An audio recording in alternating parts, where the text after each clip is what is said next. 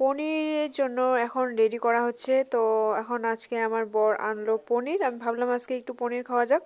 তার জন্য মানে পনির নিয়ে আসতে বলেছিলাম, ঠিক আছে, 100 টাকার পনির নিয়ে আসলো। আর এটার জন্য যা যা দরকার কিছু জিনিস ছিল আর কিছু ছিল না, তো ওকে বললাম ধনেপাতা আর আদা আর একটু টমেটো আনতে। তো টমেটোটা ওর বাজেটে মিললো না, ও বললো দাম বেশি, তার জন্য আনলো না আর কি। বাজার সকালে তো তার জন্য ওরা দিতে চাইলো না। তো এখানে মটর দিয়ে একটু পনির বানাই আর কি আজকে। ছোট ছোট করে আলু কেটে নিয়েছি আর এদিকে পনির। আর পনিরগুলো ভাবলাম কি বলতো, পনিরগুলো এত বড় বড় পিস, ভাবলাম যে 2 টুকরা করে নিলে মনে হয় ভালো হবে, তাই না? তার জন্য কিন্তু আমি এইগুলোকে 2 টুকরা করে নিচ্ছিলাম। কড়াইটা কিন্তু একদম ভালো করে গরম করলাম, কারণ কড়াইটা যদি ভালো করে গরম না করি না, তো পনিরগুলো কিন্তু কড়াইয়ের মধ্যে লাইগা ধরে। তার জন্যই আমি কড়াইটাকে ভালো করে গরম করি না। তারপর ওখানে আমি একটু নুন তেলের মধ্যে দিয়ে তারপর কিন্তু পনিরগুলোকে ছেড়ে দিয়েছিলাম। তো পনিরগুলো কিন্তু আমি মানে হালকা ভেজে নেওয়াই পছন্দ করি। তো হালকাই ভাজবো, বেশি ভাজবো না, ঠিক আছে? তো এই যে এরকমটা হবে। এরকমটা ভাজার পরে আমি এটা এখন হলুদ জলে রেখে দেব কিছুক্ষণের জন্য। যতক্ষণ না তরকারিটা আমার রেডি হচ্ছে ততক্ষণের জন্য আমি এখানে ভিজিয়েই রাখবো।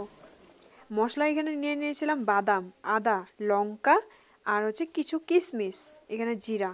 তো জিরাটা আধা বাটার পরে তোমাদের দেখাচ্ছি। এখন কড়াইটা পুরো গরম হওয়ার পরে ওখানে আমি একটু তেজপাতা ছিটিয়ে দিয়েছি। এখন এই যে মশলাটা দেখতে পাচ্ছ, পুরো তেজপাতাটা লাল হওয়ার পরে কিন্তু মশলাটা আমি ছাড়লাম। আমি বানাই এইভাবে, বন্ধুরা তোমরা কিছু মাইন্ড করো না, সবাই যে যেভাবে বানাতে পছন্দ করো, তবে তোমরা তো সেভাবে বানাবে, তাই না? আমি আজকে এইভাবে বানালাম, তোমাদের কাছে এটুকুই ক্যামেরায় বন্দি করে রেখেছিলাম।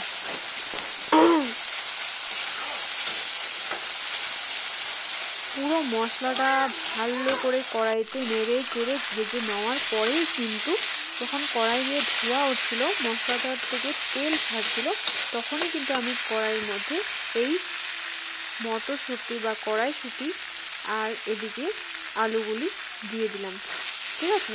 তো আলু আর কড়াইশুঁটি মানে এইগুলোকে আমি কিন্তু আগে আর ভেজে নিয়ে উঠে রাখিনি, কিন্তু আমি ডাইরেক্ট এই মশলার মধ্যে দিয়ে দিয়েছিলাম।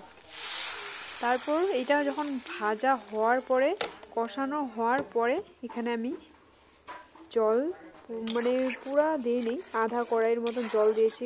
খানিকখানি বেশি হবে না, তবুও 1 গ্লাস কি 1.5 গ্লাসের মতন জল দিয়েছিলাম আর কি। এই তরকারিটা তো একটু ফুটতে হবে। ফুটার পরে দেখো নামিয়ে নিয়ে কি সুন্দর একটা ভাব এসেছে তরকারি। তো এখানে আমি ধনেপাতা দিয়ে পুরো ফুলফিল কমপ্লিট করলাম তরকারিটাকে, আর নামিয়ে নিলাম গামলার মধ্যে। তো বন্ধুরা তোমরা ভিডিওটি অবশ্যই দেখো, আর ভালো লাগলে কিন্তু অবশ্যই একটা সাবস্ক্রাইব লাইক করে দিও।